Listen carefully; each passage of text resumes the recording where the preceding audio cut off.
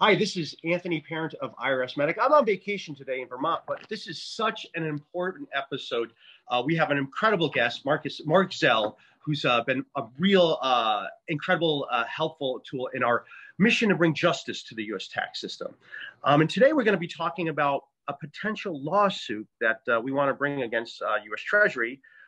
Potential lawsuits. To help us with that is John Richardson. He's going to help us sort of raise the issues and sort of bring up some of the cases that we may be able to bring and maybe find those plaintiffs necessary in order to bring some justice here. So, John, thank you so much for joining us today. I'm going to hand it over to you. All right. Well, thanks. Thanks very much, Anthony. And it looks to me like you're enjoying your vacation in Vermont. I'm sure Vermont is a much better place with your presence. Thanks, Keith, for joining us. And certainly thanks very much, Mark, for taking time out today to chat with us about this. By way of background, just sort of elaborating on what Anthony has started with. As we all know, life as a U.S. citizen abroad is definitely challenging. And there are a number of aspects of it, depending on who people are. Certainly immigrants, people who try to move permanently from the United States have difficulties. Certainly the accidental Americans have plenty of difficulties. All of these things are rooted in really one thing, and that is the fact that the United States defines tax residency in terms of citizenship. That is citizenship-based taxation, which is something that follows anybody who's a United States citizen all around the world. And there have been many attempts over the years to influence legislatures to change the law. There's also been, I think, a certain lack of coherence in terms of exactly what needs to be changed. And our view is that given that all the problems are the result of citizenship-based taxation, that the focus should be on getting rid of citizenship-based taxation, which brings us to the possibility of a lawsuit today. And we're going to tap Mark Zell's expertise in bringing these kinds of lawsuits. He is acting for Monty Silver in the transition tax case. He's acting for the accidental Americans and the renunciation fee case. And we are at the point of, I think we're in the end part of the discussion of agreeing that a lawsuit against citizenship-based taxation is timely. So welcome, Mark. Thanks so much for joining us today. Well, John, thank you for having me here. This is really exciting. Anthony, good to meet you, and Keith. This is an important, fundamentally important issue that we've got to address. We've been working on it, as you've indicated, John, from different angles over the past 2 or 3 years or more, and even back as early as 2016 in the challenge to the FATCA legislation. But we've decided after a lot of discussion that one of the things that we need to do is just kind of just get around, not stop beating around the bush and deal with the primary issue, and that is the evils of citizenship-based taxation. The United States is one of maybe 2 or 3 countries on the planet that imposes income tax liability based on citizenship alone.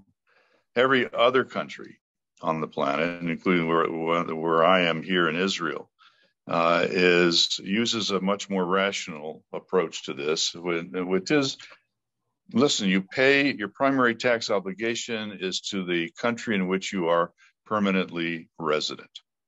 And that country has all the rights, and both legal and moral, to tax you within the context of its laws in that jurisdiction. But simply putting the tax burden on people because they happen to be a citizen of one country or the other, as the United States does, is not fair. In our view, it may well be unconstitutional. And I can give you a little bit of background about this. Let's talk about that. But as we've discussed before, the starting point of every discussion about citizenship-based taxation actually takes us back 100 years, 98 years now, to 1924, with that case of Cook versus Tate. And, people who either don't want to think about the problem or who are supporters of citizenship-based taxation would say, well, Cook versus Tate has decided the issue. That's it. What are your thoughts on that? Well, in fact, I have Cook versus Tate right in front of me on my laptop as we're speaking. And it's a very brief decision. And the question that the Supreme Court Justice McKenna at the time in 1924 addressed was, does the Congress have the power to impose income tax obligations on the basis of citizenship alone? And the court answered that question in the affirmative, saying, yes, Congress under the Constitution, Article 1, Section 8 of the U.S. Constitution has that power. But that is not the issue that we are going to be addressing in our proposed litigation. And we don't question the power of Congress to impose taxation based on citizenship, but we are saying that the congressional power to tax based on citizenship is circumscribed, limited by other provisions of the Constitution, including in particular. All right, yeah. So for example, to keep this grounded in sort of visual things, somebody may have the right to drive, no problem, but they don't have the right to drive at 100 miles per hour. In other words, there are limitations on things that people can legally do. Correct? Yeah, that is true. Well, let me give you an example, maybe even closer to home, John. I mean, the Constitution allows people to, or protects the right to vote. Okay. And the right to vote, like other rights, or the right of free speech, or the right of religious freedom, they're all protected by the Constitution. But the Congress or state governments have the power to regulate those rights, okay, within reason. But if they regulate them in the wrong way, for example, if they deny the right to vote based on race or gender, or if they restrict a person's free speech rights based on, a difference of opinion between the government and the citizen. These are things that the Constitution prohibits. So the Congress may have the power, or the state governments may have the power to do certain things, but the Constitution can't. That's only part of the question that Cook versus Tate addressed in 1924. What it didn't address is the limitations on that power of taxation. And the world has changed dramatically.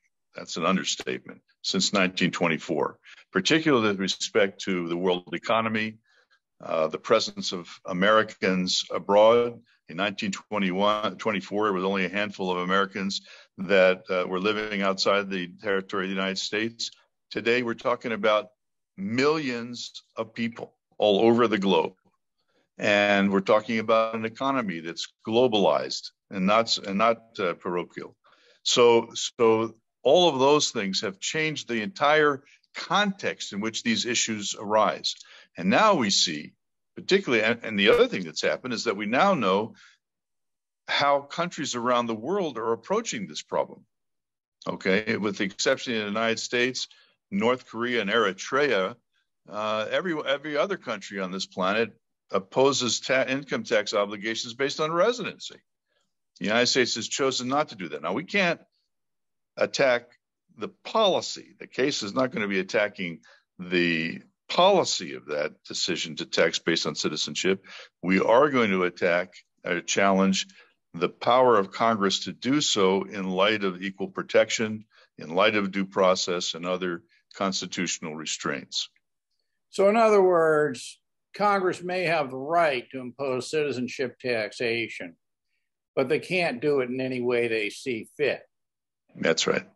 They have the power.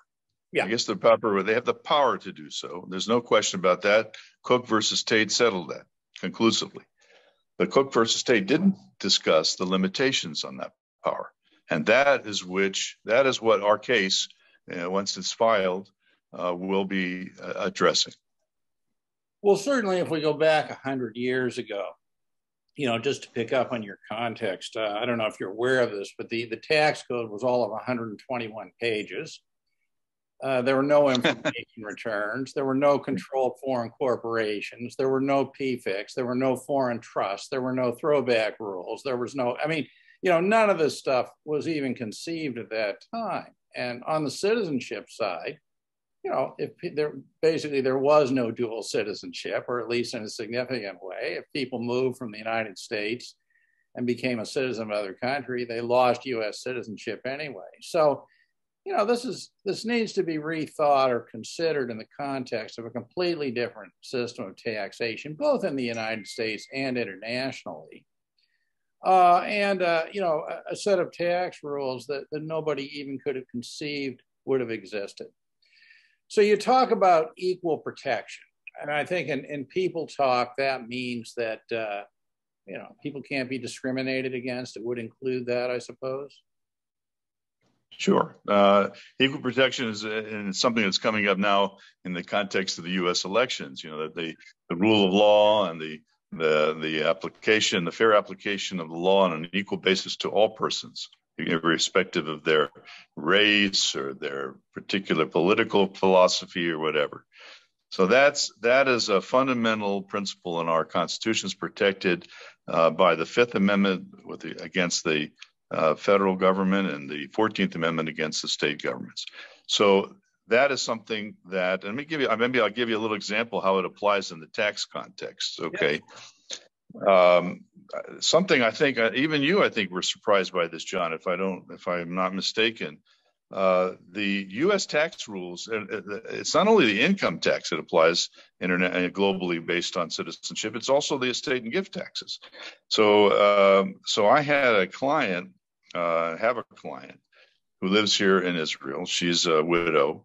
She and her late husband had an account with a bank in the United States. It was a modest sum of money.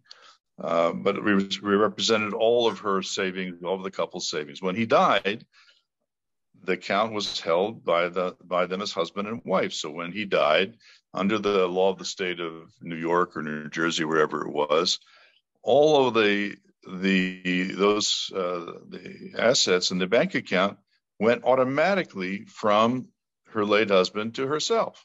Okay, without any need for any kind of court probate or administration in the United States, automatically. It's a very simple and inexpensive way to transfer wealth when a spouse dies. And so she asked the bank to transfer the money that she had in her account to her here in Israel. And the bank refused. Not only refused, but froze her account. So she was completely without any source of income other than Social Security. And by the way, they froze that too, because that was deposited, her Social Security payments were deposited into the same account. We fixed that problem. Okay. But the rest of the money that they had saved, they refused to transfer. And to this day, they refuse to transfer. And why? They say that the IRS has a lien on the automatic lien on the bank account because she, now the sole owner of that account, resides, a U.S. citizen, residing outside the United States. And only because of that, had she lived in the United States, this wouldn't be a problem. She'd have her money by now, for months ago. But only because she's a U.S. citizen residing outside the United States, the bank says it can't let the money go. The IRS says you can't, the bank, if you let that money go to her, you'll be liable to us in the event there are any estate taxes. Let me just say there are no state taxes due because she's well below the $11 million unified state credit and gift tax credit. So there's no issue here except bureaucracy. and she can't get her money because of this IRS rule that applies only to U.S. citizens residing outside the United States. This is, in my view, a classic example of a violation of the equal protection principle, okay, that is a direct result of citizenship-based taxation. And would be one of the ways in which, one of the arguments that we will use in this case to attack the power of Congress that was affirmed in Cook versus Tate in 1924, but we're going to say, no, equal protection is being violated here in the case of this client and thousands of others around the United States and the world. Well, you're right. I was surprised by that. That's a shocking example. And I think, interestingly, that comes from a Treasury regulation. It's not written into the Internal Revenue Code, if I'm not mistaken.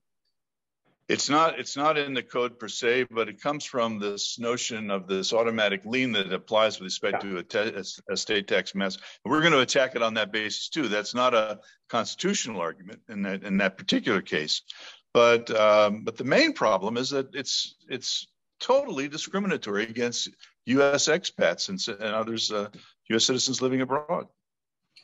Well, Mark, as a general principle, there are a number of ways that the Internal Revenue Code and the regulations discriminate against American citizens who try to live comparable lives outside the United States. You know, whether it's in retirement planning, small investing in general, carrying on business. It goes on and on and on and on and on. And interestingly, Treasury has the statutory authority to change a lot of these things. And to date, they have simply refused to exercise that authority. So I think that we're definitely on the right track in framing the issues in this way. So now I know that you're running a number of these. What do you see as next steps? What's needed to get this moving? Do you have any sense of timeline? How does this work? Well, in terms of the arguments, the legal arguments, and the various angles of attack, I think we're in great shape. We could file tomorrow. What we're missing, John, are the people, the plaintiffs, who will actually be named in the case and will present their problems, their examples of this improper impact of citizenship-based taxation on each of them. And each of them will have different types of problems. I mentioned the one with the state tax and federal transfer certificate, but there are many others. And you, John, are in as good position as I am to enumerate some of those kinds of problems that people are having. We all know about FATCA. And in fact, I've litigated FATCA cases both as a plaintiff as a lawyer since 2016. It's not an easy attack to make on FATCA because the courts in the United States have imposed very stringent limitations on the ability of individuals like you and me to raise those cases, to raise those challenges, which are real under various provisions of the Constitution. Senator Rand Paul and I were both plaintiffs in a case called Crawford back in 2016, where we raised all of these attacks on the FATCA legislation, and we're told by the federal courts that we didn't have constitutional standing to raise these because the problem wasn't really with the United States government. Even the United States government and its legislation caused all this. It's because there were intervening actors. Banks and financial institutions abroad were the ones who were actually putting the limitations on ordinary U.S. citizens and permanent residents abroad, trying to do their business, as you indicated, to open a bank account or get a mortgage or a car loan. They were being turned away and shut down by these foreign banks. And the court said, well, that's a problem with the foreign banks, even though the foreign banks were simply complying with the dictates of the FATCA law and the intergovernmental agreements that it required. So we need to find plaintiffs. That's our main task right now. We'll need 10, 15, 20 plaintiffs, each with different stories, each with different legal arguments, but all with the common goal to bring down or to focus the attention on citizenship-based taxation. In other words, they need to tell their precise story of how citizenship taxation has impacted them. It's about their story. Right. Directly. Directly. Could you elaborate a little bit, not in a big way, but I think this is worth it just because this is such a big problem, on what in a general sense are the requirements for standing? Yes. The Supreme Court has said, by the way, there's nothing in the Constitution that actually talks about this. There's only Article 3 of the Constitution, which deals with the federal judiciary. And it simply says that there's going to be a judicial branch that's going to have jurisdiction to hear cases or controversies that arise under various federal laws or the Constitution itself. Cases or controversies. That's the key phrase. And what the Supreme Court has devised right from the very beginning, and I think I must tell you, it's an appropriate limitation. It said that only persons who have a clear and concrete interest in a dispute may bring a suit in federal court, assuming all the other requirements are met. And they have created a doctrine of constitutional standing. What does that mean? There are basically three pillars to constitutional standing. The most important is that the person bringing the suit must have an actual injury that's caused by whatever it is that they're challenging in the way of federal legislation or federal action. And in our case, the equal protection arguments and due process and so on about citizenship-based taxation. There must be an actual injury, not a theoretical one, not one that's maybe suffered by somebody else, a third party. Only the plaintiffs themselves, have been hurt in this way. So go back to the example that I gave about the federal state tax problem, my client, she's been hurt. She's been directly affected by this congressional IRS and Treasury regulation that's causing her not to be able to get access to her money. She's deprived of her property, directly by this, as a result of her being a U.S. citizen residing abroad. So that's actual injury. The next pillar is causation. There has to be a causative connection between the injury complained of. In this case, I'll use the example of the money that she can't get out of her bank account with the challenged governmental action, in this case, citizenship-based taxation, or the Treasury regulation that imposes this lien and so on and so forth. So that's causation. That's the second pillar. And the third pillar is this. It's called redressability. That's a long word, but it basically means, let's say you've been hurt by this federal action or this law or whatever, and your injury's been caused by the federal law. So you've met the first two pillars. Now comes the question of the ability of the court to grant you relief that will solve your problem. And that's called redressability. Can the court fix the problem or the injury you've complained of? So those are the three components of standing under Article 3. It gets a little bit more involved in another area called prudential standing. I won't get into that right now, but that's what we need to find is people who can satisfy all three pillars. So they need to be subject to citizenship-based taxation. They need to have experienced harm. And the result of the lawsuit itself would be that it would fix their problem, correct? Correct. Okay. All right. Now, one thing that comes to mind is a lot of people have renounced U.S. citizenship over this issue. Would a former citizen have standing, or would they automatically be excluded? Well, that's an interesting question, and it's one I haven't really focused on. But just standing on one leg, I would say it depends. I mean, if, for example, they are still being held after renunciation, they're still having tax liability. okay, that's resulting. Well, let's take an example again. We'll use my example of this woman. Let's say she had renounced her citizenship. All right.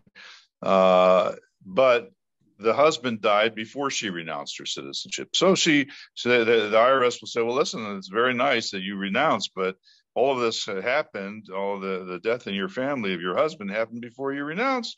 Therefore, we're going to stick this lien on you. You're going to have to get this federal transfer certificate. So in that situation, yes, I think she would have standing, even though she's no longer a U.S. citizen, to attack this. There's also, as you know, John, and you're much more conversant with this area than I am, and that is this whole area of the expatriation tax. Okay, you have people who want to renounce, or maybe even have renounced, but they have paid money to the U.S. Treasury based on in order to renounce their citizenship, the exit tax or expatriation tax.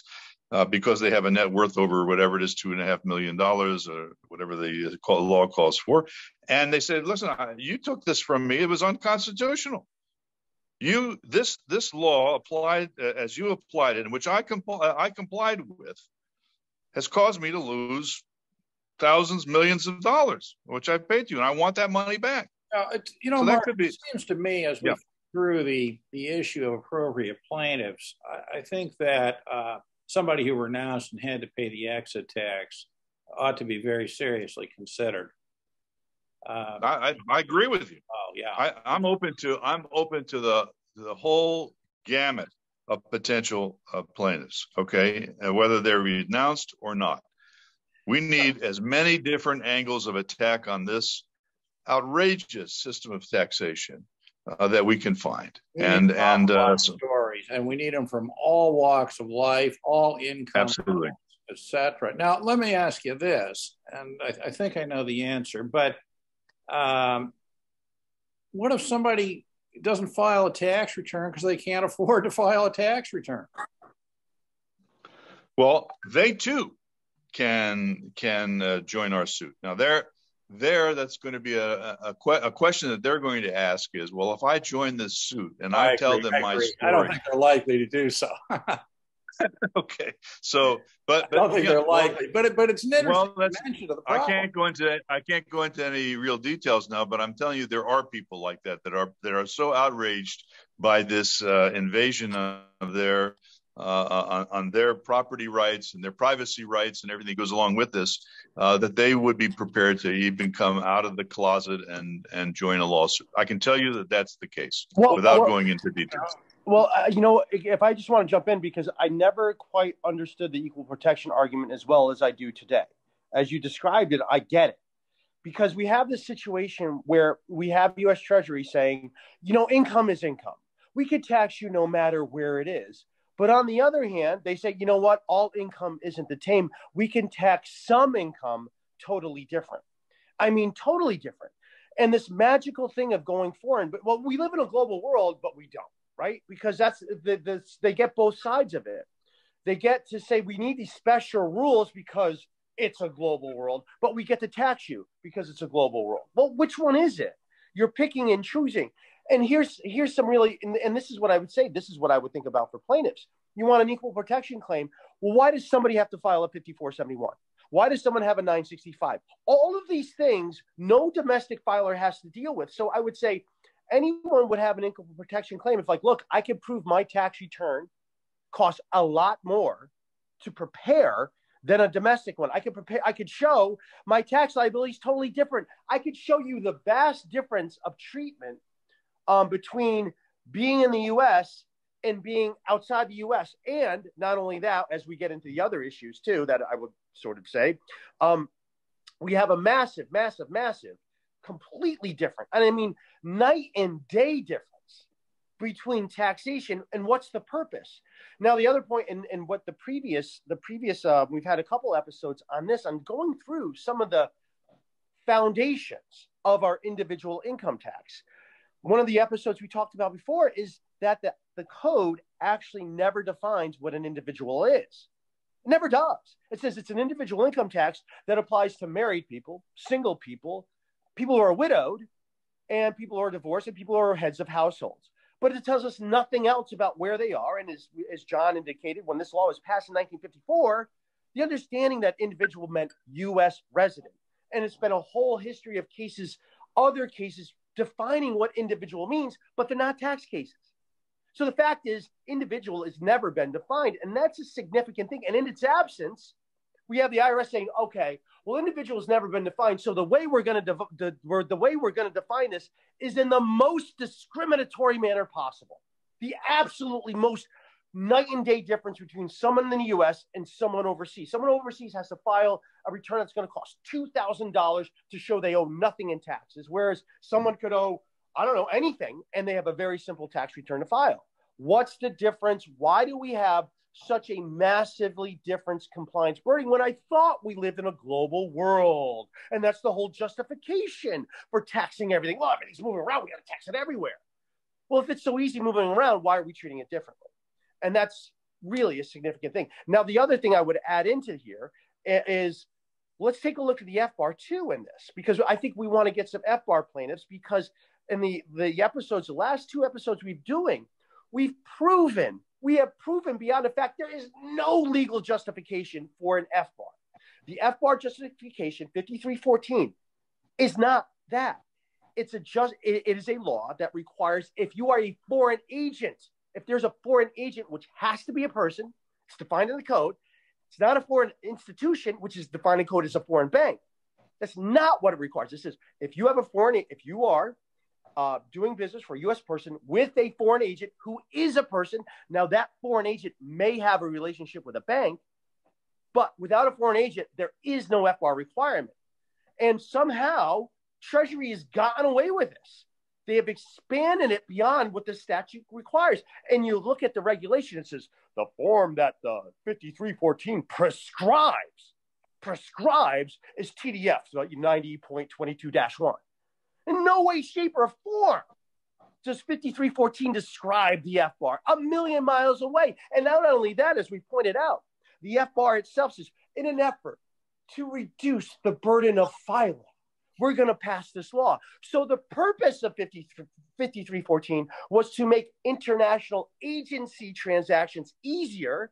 What Treasury did is like, oh, actually, what this means is that if you have a bank account, we could ruin you because you didn't file a piece of paper indicating you weren't doing anything wrong. So I would say I think that's another big one. I love it. I love it. Totally out to lunch. I mean, they are so far beyond anything there, and that I don't even think you need an EPA. I don't even think you need the modern Supreme Court to rule in our favor. I think anybody would say, look, here's your law, and your regulation has zero to do with it other than it's foreign. That's the only thing in common with the law. Okay, 5314 mentions something foreign, and the FBAR is something foreign. That's all they have in common. That's it. There's nothing else. So it's a wild, wild misapprehension of law. And this is also what I would say. The IRS has bragged about the $10 billion of offshore penalties it intimidated people into getting. The fact is the IRS never had the right, the authority to impose those penalties in a scare and to port people into the offshore disclosure program. So in my opinion, anyone who has paid $10 billion, part of that $10 billion in an offshore fee, it should be a plaintiff, because the IRS had no right to threaten them with it. And the IRS still has no right to impose FBAR penalties, which they are still doing. And I would say this as the equal protection claim, John and I talked about this, Keith and I talked about this. Who is the IRS hitting with FBAR penalties? The elderly and people at the end of their life, people who cannot fight back. I know that from my own vast history of cases. We've done a lot of opt-outs. We've seen how the IRS works. If you're elderly and have dementia, guess what they're going to do? They're going to come after you hard. If you're younger and can fight back, oh, we look at your age, we don't think you were acting all that willful. But magically, when you're older and can't fight back like many of your clients, right? You don't have the resources. You're not thinking about this. Oh man, that's where they love to beat up on you. Just like the IRS loves to beat up on people who don't make any money. Earned income tax credits, right? This is a totally different thing. But just showing the point, the IRS beats up on people who they can. And they'll use you to get their stats up, even if they never collect the money. They don't care. That's all this is about, getting their stats up for what? For what? Well, we're doing our job. We're really terrorizing Americans. Aren't we? Great. Give us a raise. That's where they are. They are acting so incredibly illegally. Now, it'd be one thing if you're acting illegally in a way that sort of benefits Americans. Oh, we got to fudge the law to make this work. But they're acting illegally in a way that is so utterly destructive with no purpose. There's no purpose except to ruin people. And we know the IRS is acting in bad faith when they're opposing these penalties. We know it. Wait a second. Why are you opposing a penalty on someone who died? The IRS imposed non-willful. We got lucky with one of my clients after she died, and she disclosed this count. I think mistakenly now. I wouldn't have done it now, knowing what I've known now. I'm like, you're better off getting caught, because the IRS is harder with the people who say, oh, I did something wrong, than the people it catches. So it's all messed up all over the way. So those are the things that I would think, when we're talking about plaintiffs, and if someone's watching this, I wonder if I'd be a plaintiff. Well, let's really think about everything that's going on. And you sound like, hey, look, we want a lot of issues, is what you're saying, Mark, right? You're like, hey, that's right. I'm saying it. And I want to tell you, first of all, Anthony, on your FBAR point, it's very interesting. I have a case I'm familiar with in which the taxpayer was a U.S. citizen who had an account in Israel. He was living in the United States. He was actually a government employee. He had an account in Israel that he had before he came to the United States. Didn't really think about it. He was a Holocaust survivor. Okay. And the IRS, he made voluntary disclosure under the program that you mentioned. And the IRS took away his entire pension, all of his savings, all so that he would become compliant.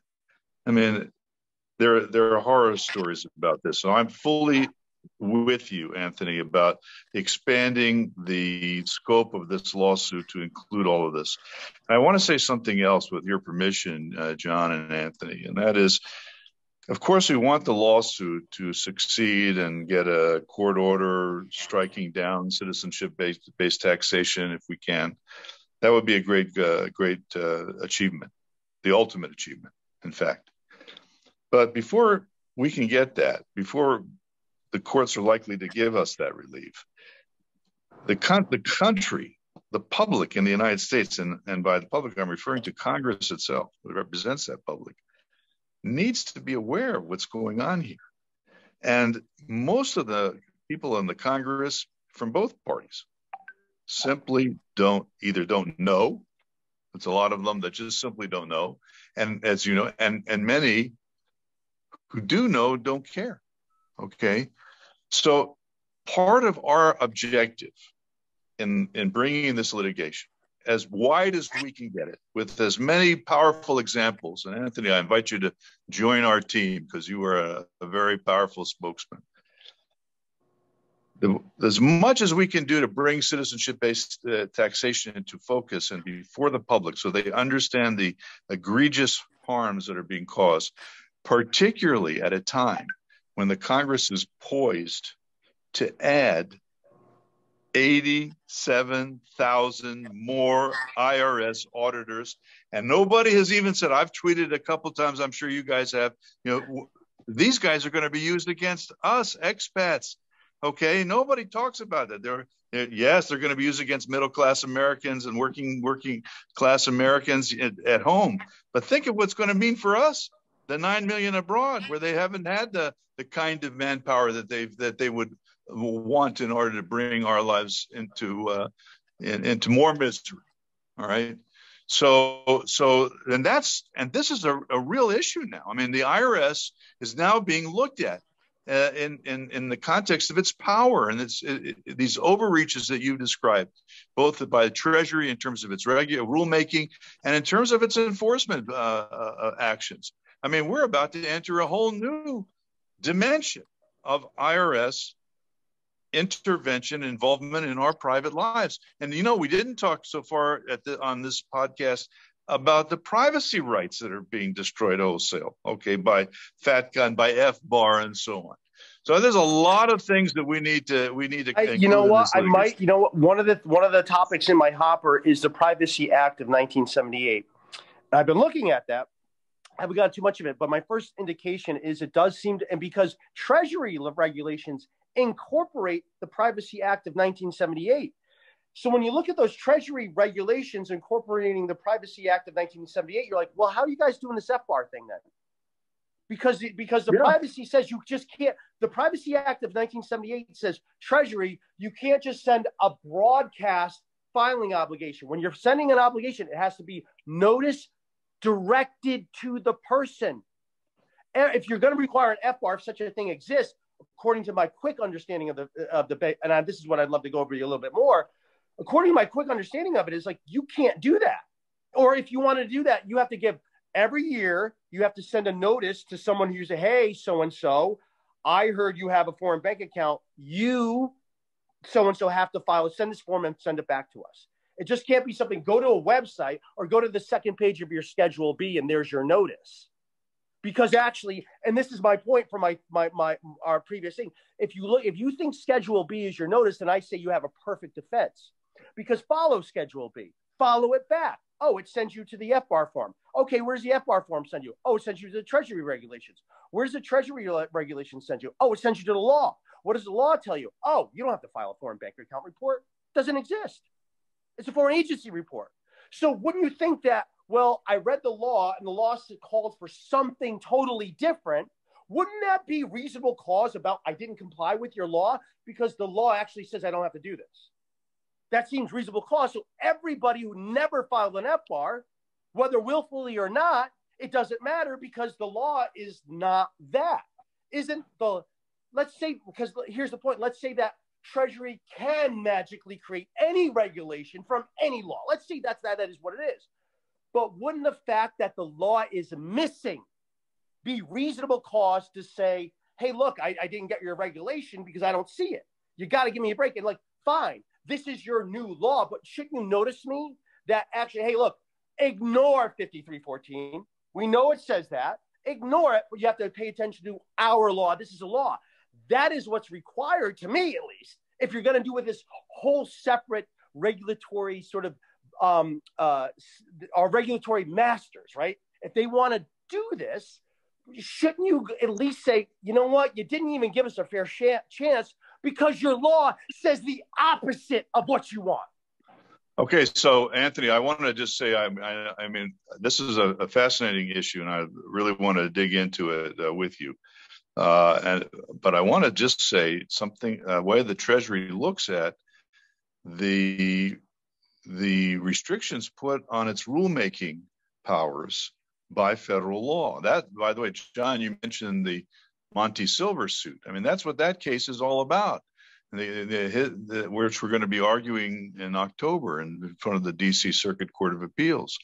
And that case is all about the steadfast refusal of the IRS and the Treasury to abide by the limitations put on rulemaking by something called the Regulatory Reform Flexibility Act of 1980. Okay, and the IRS, the position that they took for years is that, well, this doesn't apply to us, even though the law says it applies to all federal agencies. And even the Government Accountability Office ruled that the Treasury was violating this law by simply ignoring it. This is the attitude that they take. It's very arrogant. It's categorical. It's completely at odds with their statutory authority. And now they're going to be getting another 87,000 people to make to enforce their view of what the law is under their regulations and so on.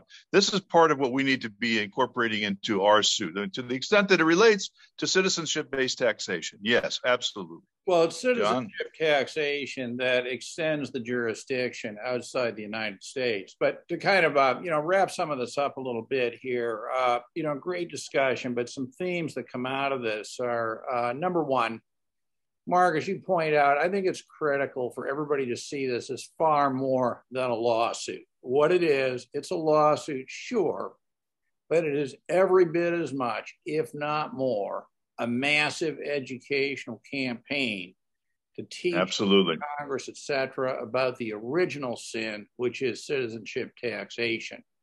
Second thing that I think comes out of this, particularly Anthony's discussion here, is that, and this came up in the discussion of the Build Back Better Act, but do you realize that it's only Americans abroad who are required to report their local bank accounts to the IRS?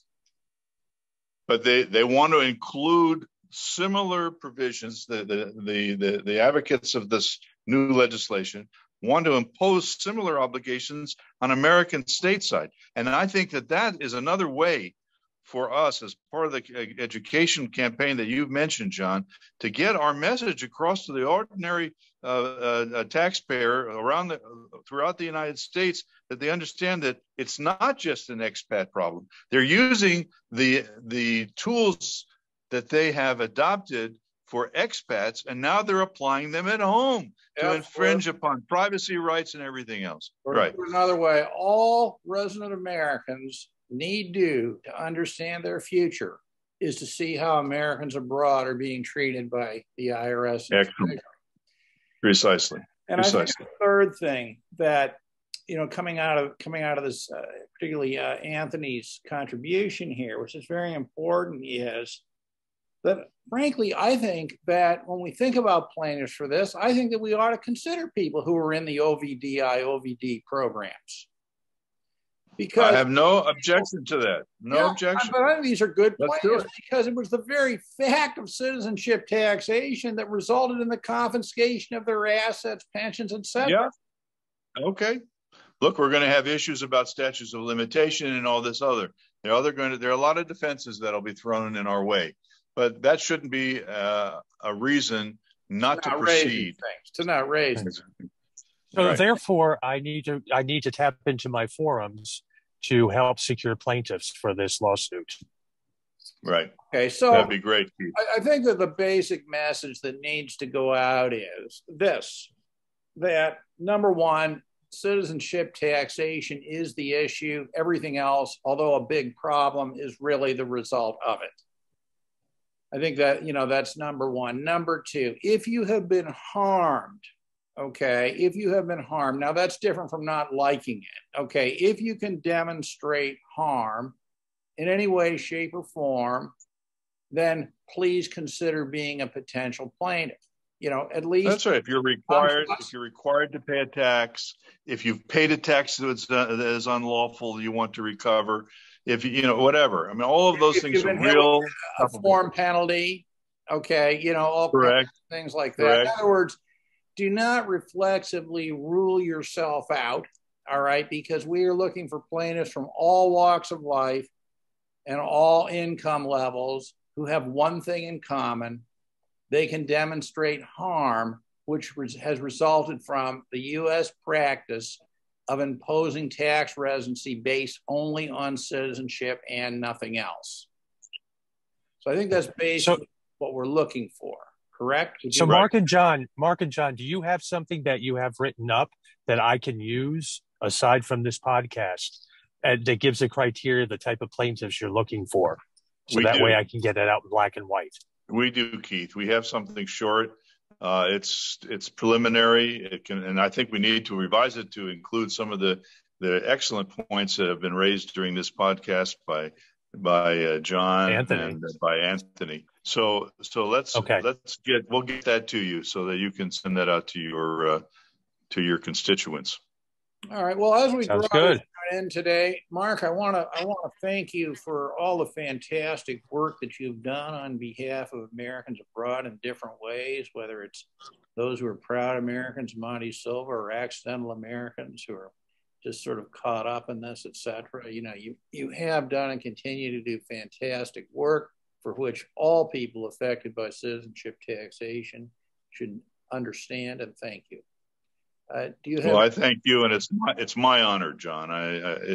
This is an injustice that must be rectified. Absolutely. I think that's probably the perfect message and point into our discussion today, and we'll certainly come back to it.